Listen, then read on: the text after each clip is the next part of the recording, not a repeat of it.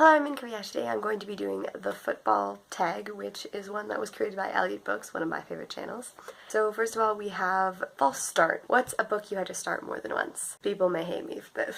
Banned from reading Harry Potter as a kid, and when I was in grade 12 I had spare and picked it up from my school library and began to read it, and then my friend dropped a class and had spare with me, so until my second year of college. MPV. What are your most valued pages? This is my sister's book, Right, Follow the Story of Sabrina Antoine. Inside is a note from my sister saying that this was the very first hard copy ever printed, and she gave me a dedication in Green Gables. It's a 100-year anniversary copy. Offensive Lineman.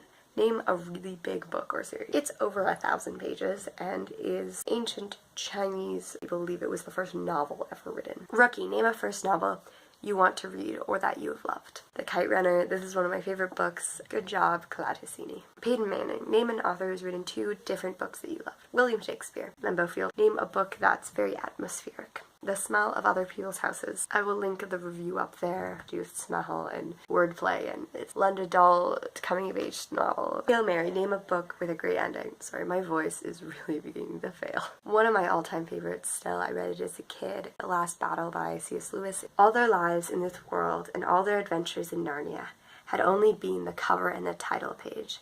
Now at last they were beginning chapter 1 of the great story, which no one on earth has ever read, which goes on forever, in which every chapter is better than the one before. I think my world changed when I read that the first time by myself. Like poetry, the beauty. I was like, I want to be a writer. Raiders. Name a book or series with intense fans. The Mortal Instruments. Walter Payton Man of the Year.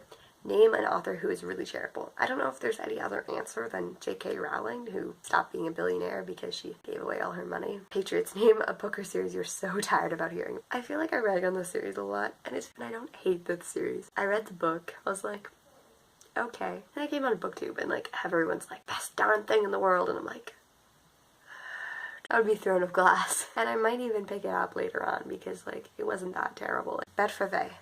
What's a book or series you thought was over but was more books? 3 Dark Crowns. I finished this duology only because there was only 2 and I wanted to know the end. And then it ended and like the Queens of Fenburn will return, and I was so angry. If a story promises that people are going to die and one queen is going to rise to the throne, do the thing the objective says. I just want the queens to die. The book, the writing is not bad. Characters are not bad. They're sometimes slightly irritating. Cowboys. Name a book or series that people either hate or love. Number 1, I don't know anyone who feels middle ground about John Green books, probably except for myself. Secondly, I relate to him so much. Oh my goodness, or I feel so bad for him, or oh my goodness, could you be more whiny? Which I'm sorry is me.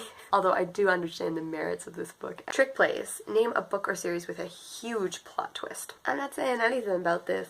Cheerleaders. A book with a flashy cover. I don't have that many flashy covers. I think this is like my flashiest cover. And then Roughing the Passer. Name a book or series that you would like to throw at the author. Willow.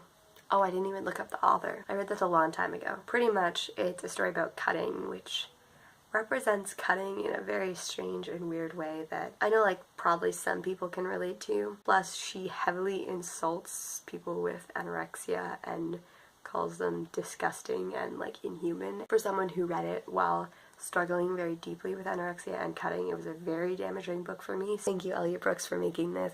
If you had a tattoo, that wouldn't matter. If you had a shaved head, that would be cool. If you came from Spain or Japan or the back of a van, just as long as you're not from Hebrew school.